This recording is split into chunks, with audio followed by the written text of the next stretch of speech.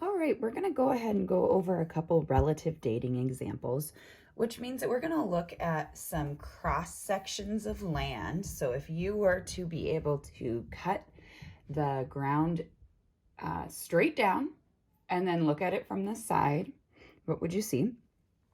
Okay, we're going to look at some of those cross sections, and we're going to look at the layers and the features and the events that happened within those cross sections.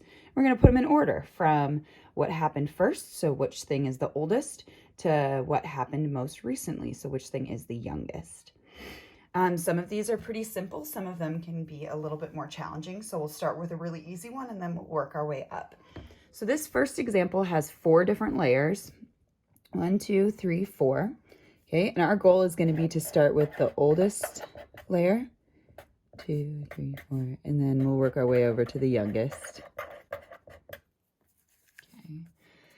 So one of the principles that we learned about was the principle of superposition. And the principle of superposition says that the oldest layer is on the bottom and the youngest layer is on the top. Now, all of these layers are originally horizontal, so there's nothing tricky about this one. This one is really straightforward. Oldest on the bottom, youngest on the top. So M, A, Z, and then L. Okay. All right, the next one, it's a little bit trickier because there is an igneous intrusion here that is cutting through 3 other layers. So we know we have 5 layers total. We're again going to go from the oldest to the youngest. Okay. Now, if a layer cuts through another layer, then those layers had to have existed first. So in order for A to cut through layer B, B had to have been there first. Okay, so we know that B is on the bottom. If we take A out of it, B is the oldest one there.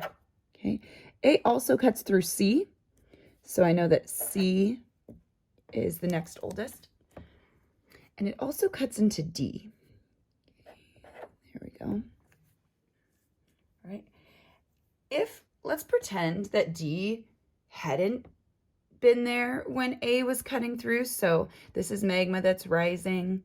It would have spilled over onto the top, okay, and created a flat layer there, or at least looked flat. This one is continuing to rise through it, so we know that D had to have been there before A. Now this next one is tricky, and there's no evidence to help us make a decision. So there's 2 ways that this could be right. So what could have happened was that B, C, D formed, okay, and then the magma rose up, and it cooled, and it formed some intrusive rock there, and then E formed. Or it could have been B formed, C formed, D formed, E formed, and then just recently, A came up and cut through. So there's actually 2 correct answers for this one. We don't know. It could be E then A, or it could be A then E. Okay.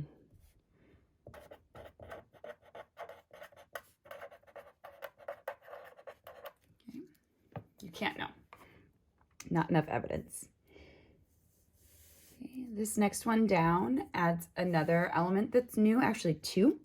So it adds in a fault, okay, which is an earthquake, a crack in the crust. And then it also, you have to look closely, but it also has this wavy line through it, which is an unconformity, which means that there was erosion that happened there. So there's some missing rock.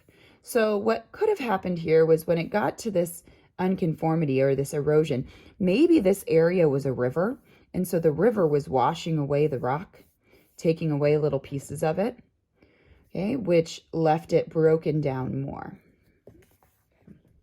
All right, so we have 1, 2, 3, 4, 5 layers, and then we have an unconformity,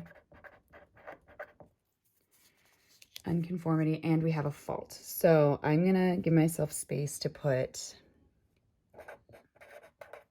7 things in order. 1, 2, 3, 4, 5. Youngest. Okay, so when I look at this, I'm still starting with the bottom. I'm looking and I'm seeing, okay, L is on the bottom, so L's probably the oldest. The fault does cut through it, so L had to be there first. And then Z, fault also cuts through it, so Z had to be there before the fault happened. Then A existed. And then this is where a bunch of different things happened. So now I'm seeing that there's an unconformity above here. There's a fault that cuts through those 3 layers but does not cut through the next layer. So what I know is that since the unconformity levels out the fault, it makes, instead of these rocks shifting like this and causing these to be higher than these ones, okay, the unconformity has them leveled. So I know that the fault had to happen before the unconformity. So fault, and then we have this wavy line, this unconformity, or erosion, okay? And then I can have Q and D that form. Okay. All right. Now this last example is very, very similar to what we just did. It has a fault and an igneous intrusion in it, though. So we have 1 layer, 2 layers, 3 layers, 4 layers, okay? A fault, an igneous intrusion, and then this is pointing to A, and this is a squiggly line here, so that's an unconformity. So 1, 2, 3, 4, 5, 6, 7 things happened. Okay, so oldest, 1, 2, 3, 4, 5, 6, 7, youngest. Okay, so very similar to the one that just happened. E, this is both sides of E.